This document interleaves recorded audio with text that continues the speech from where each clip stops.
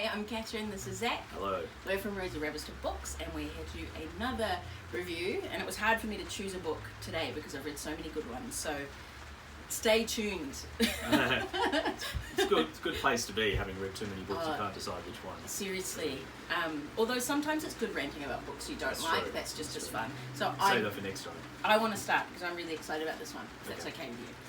This book, The House in the Cerulean Sea. Oh my god. So, TJ Klune, he's written heaps and heaps of books. He's a young adult writer, I think, mainly. Not that this is a young adult's book, but it would work for young adults.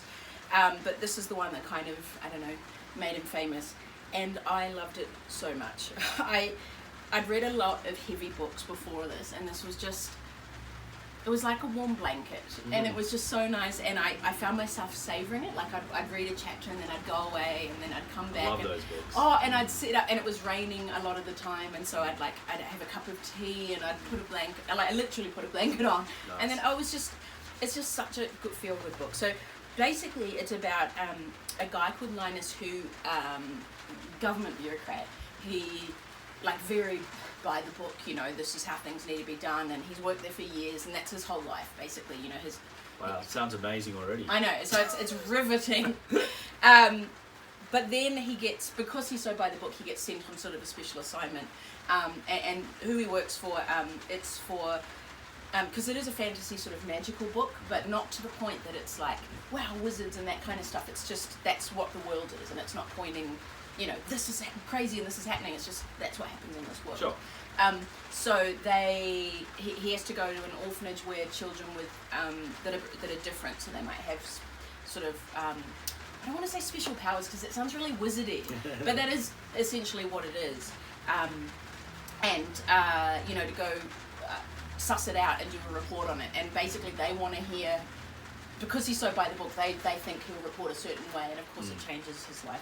I feel like I'm talking too much because I'm really excited about it, but it is so nice. And I think one of my favourite things about it is that, it shows how his heart's changed by the people there, and it's funny, really funny. The kids are sassy and laugh out loud funny, but also it's...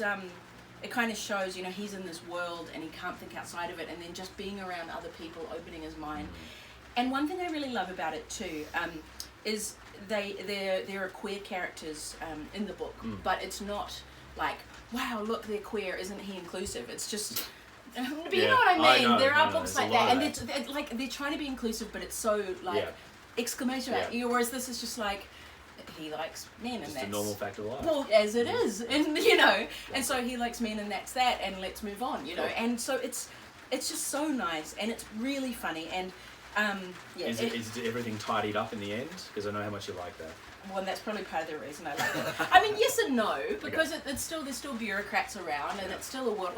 These children aren't accepted by the world, of course, But it's if you want a feel-good book, it's so easy to read. And look, it is magical, but it's not like dragons, wizards, fantasy. You're a wizard, Harry. Well, I mean, I also like Harry Potter, so I don't know, but... I don't know, it's just nice. I'm going to stop because I'm talking too much, but The House by the Cerulean Sea, TJ Klune, he's just got another book out, Under the Whispering Door, which I haven't read yet. A friend said she liked it even better than this. Whoa. I know, Okay. So I'm waiting because I'm reading something heavy at the moment, and that'll be my reward. Fair enough. I'll stop talking now. That's all right, no worries. I just want to talk quickly about Sagaland, NonFiction book.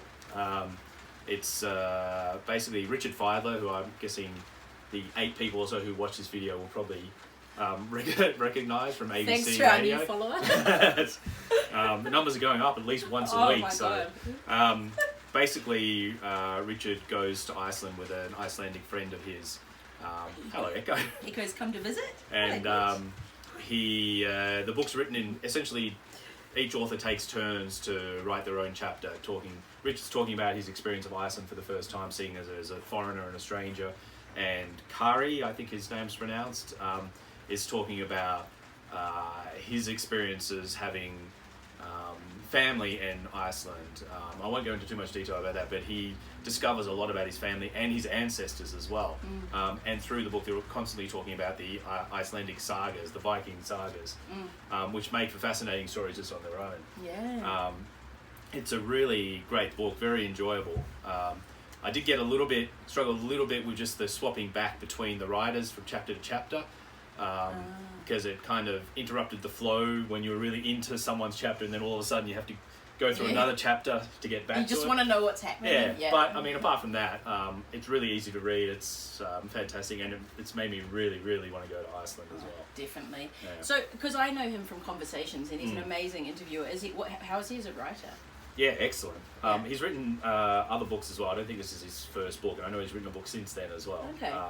which I think is about Casablanca, if I'm not mistaken. But yeah, he's fantastic. He's just very down to earth and enjoyable to read, and really good writer, really good broadcaster. He's a good observer, doesn't he? Like, he's very absolutely. reactive. Very observant. It's such a pretty book It too. is. It's a beautiful book, and there's some great photos at the front as well of Iceland. Cool. Oh, I really want to go. Yeah, me too. Sagaland. Cool. All right. Well, that's us, I think. I just wanted to say as well, you might notice that we're not sitting down today. We've just chosen to stand up because we just wanted to make a little comment about standing up for the people of Ukraine as well, given this horrific aggression by the president of Russia. So just our little symbolic gesture. Anything you want to say? It's just messed up. Yeah. It's so, I can't even imagine. Yeah. Yep.